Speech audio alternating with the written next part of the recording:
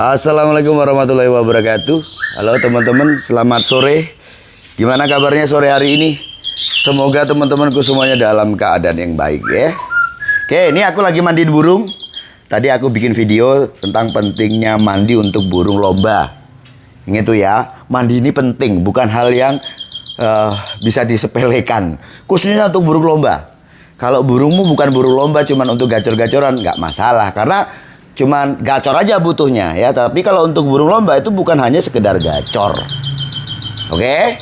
Burung lomba itu perlu main neken ya, bongkar materi, durasi dia dapat, dan juga mainnya apa? Rapi. Ingat, burung yang terlalu tinggi untuk birahinya itu juga pasti akan mainnya nggak maksimal. Begitu juga kalau ketinggian emosinya, mainnya juga nggak akan maksimal. Itu yang harus dipahami. Tadi aku bikin video itu ya. Nah sekarang aku pengen tanggapi seperti biasanya komentar yang ditulis di kolom komentar YouTube. Ini dari Anjay Y1P. Om, bahas yang nggak makan pur dong. Punyaku pastol nggak makan pur. Terima kasih, sehat selalu. Oke teman-teman, burung nggak makan pur ya.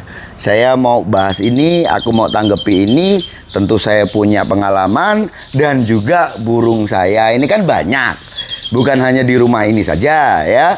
Di sini tuh ada 7 burung di lokasi perumahan sebelah sana ya. Ini yang depan, yang di belakang sana itu ada 3 burung ya.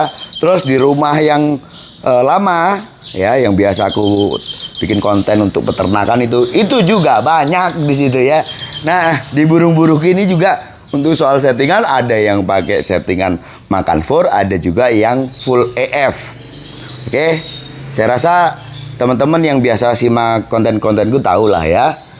Sekarang gini, untuk burung yang tidak makan fur, ini nyetingnya gimana?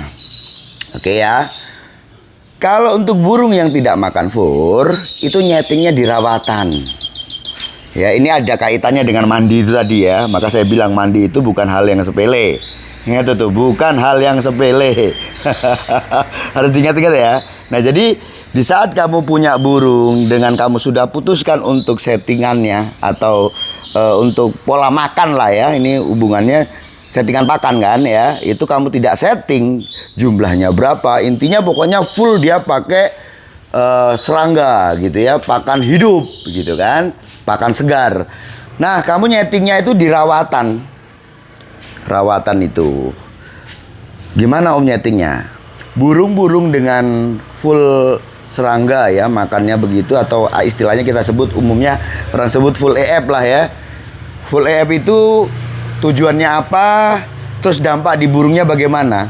Ini yang terlihat saja ya. Burung kalau dia makan, anggap aja kroto full atau ulat kandang full, dia itu mentok. Enaknya ngomong di kondisinya juga jelas pak, lebih bagus lah ya daripada burung-burung yang makan sentrat atau fur ya. Kalau makan serangga pasti wah kondisinya pasti bagus gitu ya, kencang burungnya, dan untuk birahi mentok biasanya. Oke. Nah itu ada tujuannya, memang biasanya pemain burung tuh pengennya udah pecahkan aja birahinya, nanti ngimbanginya settingan di rawatan. Ya seperti mana mandi itu. Ada yang memang niat seperti itu, ada yang kebablasan. Oke lah, yang untuk kebablasan yang tadinya sebenarnya nggak pengen juga untuk ngerawat burungnya, ngasih full kroto gitu, sebenarnya nggak, karena mungkin awalnya pertimbangannya tuh kasihan lah burungnya dari trotol nih mungkin ya. Dia harus punya kondisi yang bagus, dia harus pertumbuhannya harus bagus. Akhirnya apa, kebablasan sampai pastol dia terus-terusan makan full kroto gitu kan ya. Nah sekarang gini aja wes, kalau burungmu memang kamu sudah putuskan untuk full kroto seperti itu atau full serangga lah ya, itu kamu nyetingnya di rawatan, atur mandinya. Saya udah katakan tadi ya, burung kalau dikasih full serangga atau pakan alami, dia pasti lebih kondisinya lebih prima ya. Terus burungnya juga lebih gacor, lebih atraktif ya. Birahinya mentok, bahasanya seperti itu ya. Karena kondisinya bagus. Nah, burungnya pasti nampak kayak gacor gitu ya, hariannya seperti itu. Oke, nah di sini ini kan semua kan nanti kan hasil akhirnya adalah di lapangan. Maka kamu untuk carinya, karena kita ini nggak ada sesuatu yang pasti untuk pertama kali. Ingat tuh, kamu perlu cari pasnya di mana. Cuman kan kamu sudah paham kan, sudah ada satu gambaran bahwa nyetingnya di mana, di rawatan, mandi dan jemurnya. Oke, mandi, jemur dan umbaran. Mandinya berapa kali dalam seminggu, jemurnya durasinya berapa menit, ya. Terus untuk keparan. Nah, kalau keparan ini memang saya sarankan untuk burung-burung yang memakan full serangga atau EF ini tadi. Kenapa? Karena dia nanti kalau nggak dikepar itu biasanya kegemukan.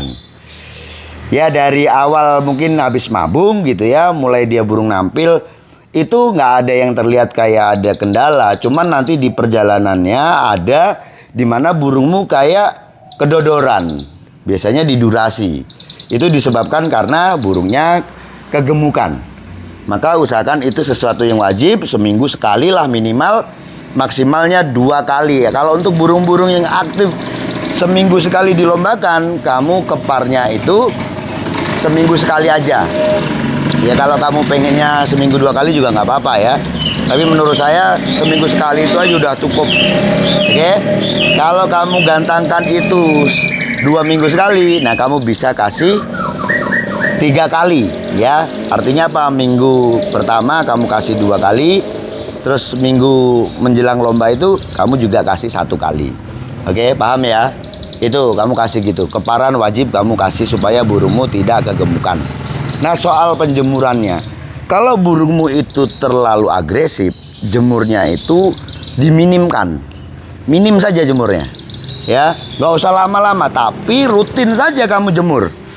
Karena itu juga salah satu untuk ya, apa-apa yang sudah dia makan supaya terserap dengan baik, bukan hanya makan jadi ampas gitu loh.